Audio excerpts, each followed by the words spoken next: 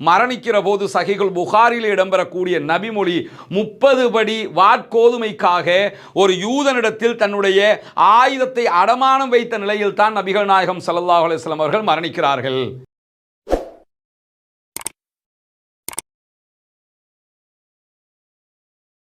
அஸ்ஸலாமு அலைக்கும் வரஹ்மத்துல்லாஹி வபரகாத்துஹு. அன்பிற்கினிய சகோதர சகோதரிகளே, புனிதமிக்க ரமலானுடைய மாதத்திலே தொடர்ச்சியாக நபிகள் நாயகம் ஸல்லல்லாஹு அலைஹி வஸல்லம் அவர்களுடைய வரலாற்று சிறப்பின் மிக முக்கியமான தேர்ந்தெடுக்கப்பட்ட பல பகுதிகளை பற்றி நம்ம பார்த்து வர்றோம்.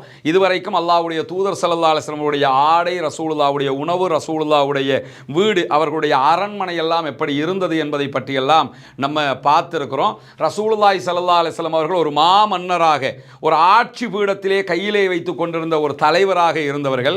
ரசூலுல்லாஹ் உயிரோடு இருக்கும்போது அருகிலே பாரசீக சாம்ராஜ்யம் இருந்தது, அதே போன்று இத்தாலி சாம்ராஜ்யம் இருந்தது. மன்னர் கிஸ்ராவும் அதே போன்று கைசரும் ஆட்சி செய்து கொண்டிருந்த பகுதிகள் எல்லாம் இருந்தது.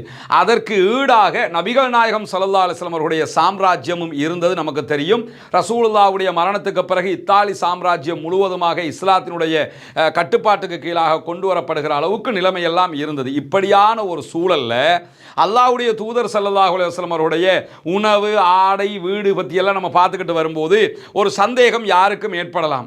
ஆமாம், அவர் சாப்பிட்ருக்க மாட்டார், ஆனால் அவரோட பிள்ளைகளுக்கு சேர்த்து வச்சிருப்பாரா இல்லையா என்கிற கேள்வி எழலாமா இல்லையா? ஏன்னா சில பேரை நீங்கள் பார்த்தீங்கன்னு சொல்லி சொன்னால் அவங்க சாப்பிட மாட்டாங்க, அவங்க நல்லா ட்ரெஸ் பண்ண மாட்டாங்க, அவங்களுடைய வீட்டை எடுத்துக்கிட்டிங்கன்னா கொஞ்சம் அறகுறையாக அப்படி இப்படி தான் இருக்கும்.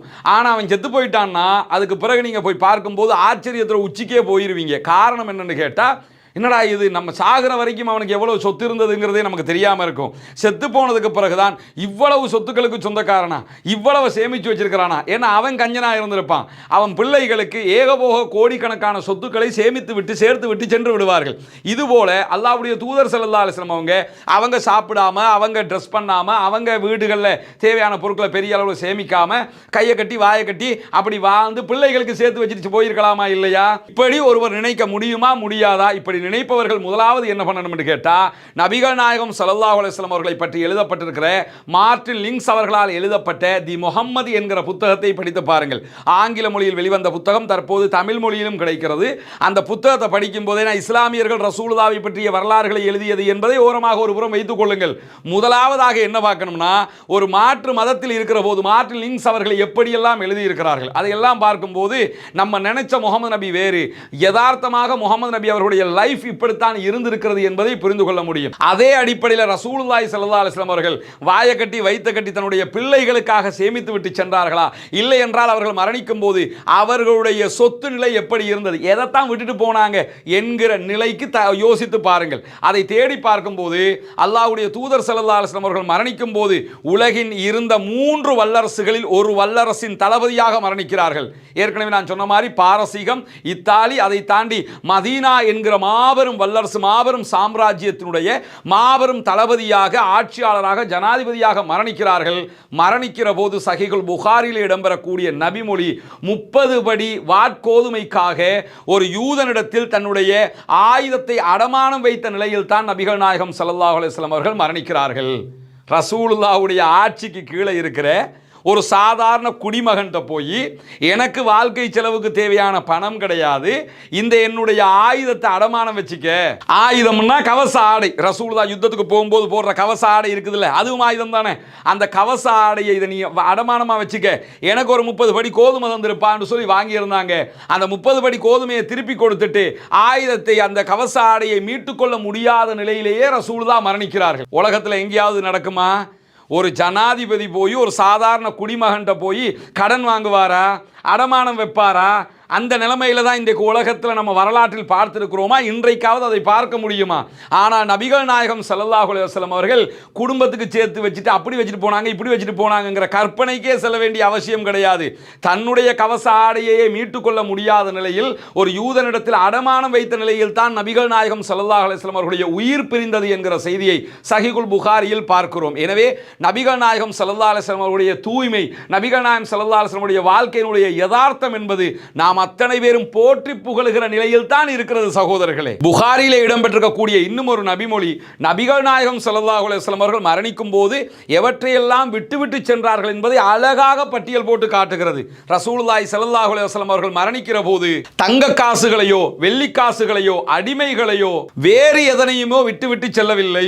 தம்முடைய வெள்ளை கோவேறு கழுதை, ரசூலுல்லாஹ்ட்ட ஒரு கோவேறு கழுதை வெள்ளை கலர்ல இருந்திருக்கு, அந்த வெள்ளை கோவேறு கழுதை தன்னுடைய யுத்தத்துக்கு பயன்படுத்துகிற ஆயுதம், தனக்கு தர்மமாக கிடைக்க பெற்ற நிலம், 2 யுத்தங்கள்ல ரசூலுல்லாவுக்கு அன்பளிப்பாக 2 நிலங்கள் கிடைத்து எல்லா சஹாபாக்களுக்கும் கிடைக்கிற மாதிரி அவங்களுக்கும் கிடைச்சிருந்தது அந்த நிலம். இதை தவிர முஹம்மது நபி ஸல்லல்லாஹு அலைஹி வஸல்லம் அவர்களுக்கு சொந்தமாக எந்த ஒரு பொருளும் இருக்கவில்லை. நபிகள் நாயகத்துடைய காலத்தில் யுத்தங்கள் நடக்குமா இல்லையா? இப்பதான் ராணுவத்துக்கு ஃபோர்ஸஸுக்கு சம்பளம் இருக்கிறது.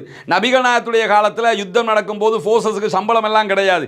அவர்கள் இறைவனுக்காக, இது மார்க்கத்திற்காக செய்கிறோம், நம்முடைய நாட்டை பாதுகாக்க செய்கிறோம், நாட்டுக்காக போராடுகிறோம், இதற்கு மறுமையிலே நமக்கு நன்மை கிடைக்கும் என்றுதான் வருவார்கள். அதுதான் ரசூலுல்லாஹ்வுடைய ஃபோர்ஸஸ், ரசூலுல்லாஹ்வுடைய ராணுவம். அந்த ராணுவத்துக்கு சம்பளம் எல்லாம் இல்லைங்கிறதுனால என்னைக்காவது நம்ம யுத்தத்துக்கு போகிற போது யுத்தத்தில் ஜெயிச்சிட்டோம்னு சொல்லி சொன்னால் எதிரி படையில் வருவானா இல்லையா? அவன் விட்டுட்டு ஓடுகிற பொருட்கள் இருக்குல்ல, அந்த காலத்தில் யுத்தத்துக்கு வரும்போது எப்படி வருவாங்கன்னு கேட்டால், வாடா வாழ்வா சாவான்னு பார்த்துக்கிறோம், நீ ஆனான்னு பார்த்துக்கிறோம்னு சொல்லி இருக்கிற மூட்டை முடிச்சோட கட்டிக்கிட்டு தான் வருவாங்க. வீட்டில் இருக்கிற மனைவி பிள்ளை எல்லாத்தையும் கூட்டிக்கிட்டு வர்ற மாதிரி என்ன பண்ணுவாங்கன்னு கேட்டால், ஆடு மாடு ஒட்டகத்தெல்லாம் சாச்சிக்கிட்டு வந்துடுவாங்க, இருக்கிற சொத்து எல்லாத்தையும் எடுத்துக்கிட்டு வருவாங்க, நீயா நானான்னு பார்த்துருவோம்டான்னு வருவாங்க. அப்படி வருகிற போது யுத்தத்தில் எதிர்த்தரப்பு தோற்று விட்டார்கள் என்றால் இதையெல்லாம் தூக்கி வீசிட்டு தான் ஓடுவாங்க. குதிரைகள் கிடைக்கும், ஆயுதங்கள் கிடைக்கும், தங்கம் எதெல்லாமோ கிடைக்கும். இதெல்லாம் கிடைக்கும் போது அதே போன்று அவர்களுடைய பகுதிகள் கைப்பற்றப்பட்டு விட்டால் நிலங்கள் கிடைக்குமா இல்லையா? இப்படி நபிகள் நாயகம் ஸல்லல்லாஹு அலைஹி வஸல்லம் அவர்களுக்கு அன்பளிப்பாக யுத்தத்தினுடைய மிகுதியாக கிடைத்த 2 நிலங்கள் இருந்தது. இந்த நிலங்களையும் ரசூலுல்லாஹ்வுடைய கோவேறு வெள்ளை கலர் கழுதையையும் நபிகள் நாயகம் ஸல்லல்லாஹு அலைஹி வஸல்லம் அவர்கள் யுத்தத்தில் பயன்படுத்திய ஆயுதங்களையும் தவிர எதுவுமே ரசூலுல்லாஹி ஸல்லல்லாஹு அலைஹி வஸல்லம் அவர்கள் பிள்ளைகளுக்காக வாரிசுகளுக்காக விட்டு செல்லவில்லை என்பதை சஹீஹுல் புகாரியினுடைய இந்த நபிமொழி அற்புதமாக நமக்கு கற்றுத்தருகிறது. 10 ஆண்டுகளாக ஆட்சி புரிந்த நபிகள் நாயகம் ஸல்லல்லாஹு அலைஹி வஸல்லம் அவர்கள் விட்டு சென்ற பொருட்களாக இவ்வளவுதான் இருக்கிறது. அதை கூட நபிகள் நாயகம் ஸல்லல்லாஹு அலைஹி வஸல்லம் உடைய மரணத்துக்கு பிறகு அவருடைய ஃபேமிலி எடுத்துக்கிற விதமாக கொடுத்துக்கிட்டு போகவே இல்லை. நபிகள் நாயகத்துடைய பேரா, நபிகள் நாயகத்துடைய சொத்துக்கள் எதுவுமே தன்னுடைய குடும்பத்துக்கு போய் சேராது, எல்லாமே அரச கருவூலத்துக்கு போயிரும்ட்டு போயிட்டாங்க. நபிகள் நாயகத்துடைய மரணத்துக்கு பிறகு அபூபக்கர் சித்திக் ரலியல்லாஹு ஆட்சி காலத்தில் ஃபாத்திமா ரலியல்லாஹு அன்ஹா போய் எங்களுடைய தகப்பனாருக்கு சொந்தமான நிலத்தை எனக்கு தாங்கன்னு கேட்பாங்க. அப்போ அபூபக்கர் சித்திக் ரலியல்லாஹு அன்ஹா சொல்லுவாங்க, நபிமார்களுடைய சொத்துக்கு யாரும் வாரிசாக மாட்டாங்கன்னு உங்களுக்கு தெரியாதாம்மா, அதனால் நான் அதெல்லாம் உங்களுக்கு தர முடியாது. ரசூலுல்லாஹ் விட்டு சென்றது இவ்வளவுதான். இதை கூட குழந்தைகள் பெற்றுக்கொள்ள முடியாது. பிள்ளைகளுக்காக சேர்த்து வச்சிருப்பாங்கன்னா சேர்த்து வச்சு பலன் கிடையாது. அதை நபிகள் நாயகத்துடைய ஃபேமிலி அனுபவிக்க முடியாது, வாரிசாக முடியாதுன்னு போயிட்டாங்க. எனவே அல்லாஹ்வுடைய தூதர் ஸல்லல்லாஹு அலைஹி வஸல்லம் வாழ்க்கை என்பது தூய்மையிலும் உச்சகட்ட தூய்மை. இந்த உலகத்தில் நபிகள் நாயகத்துடைய பெயரை சொல்லி யாரும் ஏமாற்றவும் முடியாது. நபிகள் நாயகம் யாரையும் ஆன்மீகத்தின் பெயரால் ஏமாற்றியதும் கிடையாது.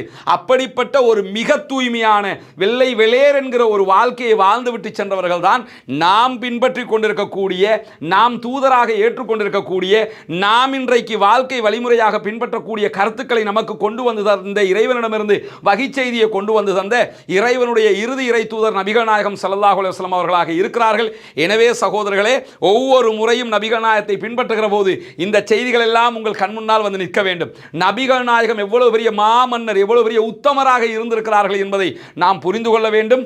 தொடர்ந்தும் நம்முடைய இந்த உரையிலே இது போன்ற மேலதிகமான தகவல்களை பார்ப்போம். நாளைய தினம் இன்னும் ஒரு சம்பவத்தில் இது போன்று நபிகள் நாயகம் ஸல்லல்லாஹு அலைஹி வஸல்லம் அவர்கள் பற்றிய செய்திகளை நாம் புரிந்து கொள்வோம். அல்ஹம்துலில்லாஹி ரப்பில் ஆலமீன். கினிய சகோதர சகோதரிகளை நம் அனைவர் மீதும் ஏக இறைவனுடைய அமைதியும் கருணையும் உண்டாகட்டுமாக என்கிற பிரார்த்தனைகளோடு, நமக்கெல்லாம் தெரியும், கடந்த ரமலானுடைய மாதத்தில் இஸ்லாத்தை ஏற்றுக்கொண்ட ஒரு 14 குடும்பங்களுக்கான வீடுகளை கட்டுகிற ஒரு பணியை நம்ம ஆரம்பிச்சிருந்தோம். அல்லாஹ்வினுடைய உதவியால் நீங்கள் செய்த தான தர்மங்கள், ஜகாத் நிதிகளால் அல்ஹம்துலில்லாஹ் 5 குடும்பங்களுக்கான வீடுகள் முழுமையாக கட்டி கொடுக்கப்பட்டு அவர்களுடைய கைகளிலேயே ஒப்படைக்கப்பட்டு விட்டது.